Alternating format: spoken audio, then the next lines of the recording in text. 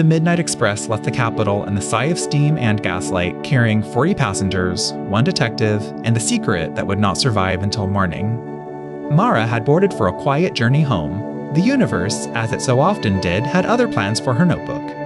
One uneventful night without a single locked door or impossible footprint. Is that truly so much to ask? By the sound of running feet in the corridor, it was apparently far too much to ask. "Miss, you're the detective, aren't you? Compartment 9. The gentleman inside, Mr. Pell, he doesn't answer and the door is bolted from within." Bolted from the inside? And the window? "Painted shut these past 10 years, miss. Sealed tight. There is no way out of that room except the door I am standing in front of." Then, let us open it together and see what a room with no exits decided to do with a man who could not leave it. The door gave way with a splinter of brass. Inside, the compartment was empty, utterly, impossibly empty. But that cannot be. I locked the carriage doors myself. A man cannot simply step out of a moving train and into the night air? No, he cannot, which means Mr. Pell did not leave this room. The interesting question is whether he was ever truly in it. She touched the teacup. Still warm, whatever had happened here had happened only minutes ago and left no footprints at all. Mara gathered the waking passengers in the dining car, where Fear wore evening gowns and pretended to drink its tea. "I am Lady Renwick, and I have ridden this line for 30 years.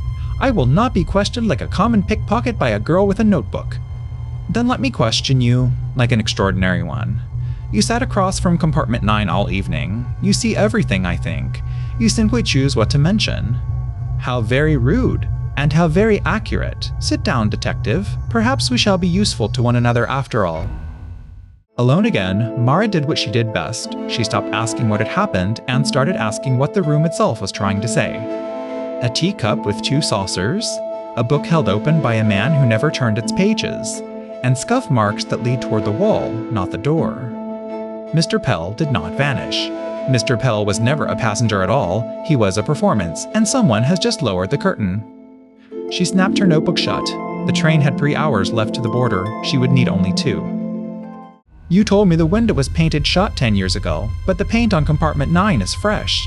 You painted it this week, Mr. Albright." I only did as I was told. A lady paid me to seal that window and forget a name. I never asked what for. I swear it on my watch." "A lady, with rings on every finger and 30 years of knowing exactly which carriage to watch. Take me to her, now." The conductor's face went the color of the steam outside. He had not realized, until that moment, how much a quiet woman could see.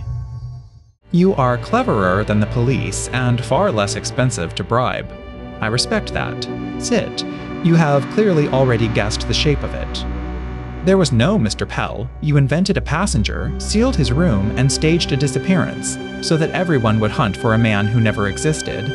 While the truly important thing, a stolen heirloom, traveling in plain sight, slipped quietly toward the border. A magician's trick, my dear. Misdirection. A beautiful trick. But you made one mistake, Lady Renwick. You performed it for an audience who reads the hands, not the smile." Mara reached past the wine, past the rings, and lifted the false lining of the jewelry case. Beneath it lay a sapphire the size of a robin's egg. "That stone has been in my family for 200 years. The bank meant to take it for a debt I never owed. I was only stealing back what was mine." "Then we may not be enemies after all.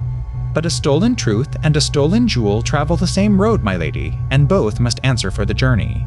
Spoken like someone with a far more interesting offer than the police would make. "Go on, detective. Surprise me one final time." As the first light spilled across the fields, Mara gathered them once more and explained the impossible until it became merely clever.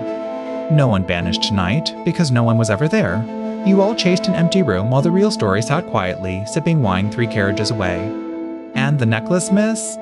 After all of it, the false name, the painted window, my own foolish hands?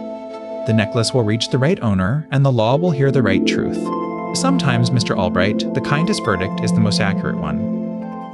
The Midnight Express reached the border exactly on time, carrying 40 passengers, 1 solved impossibility, and a jewel finally going home.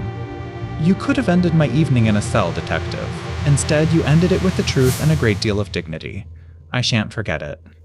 Then we are even, my lady. You gave me the one thing I never quite managed to find on these journeys, a genuinely worthy puzzle. And Mara stepped down onto the platform, opened her notebook to a fresh white page, and let the morning carry the mystery away.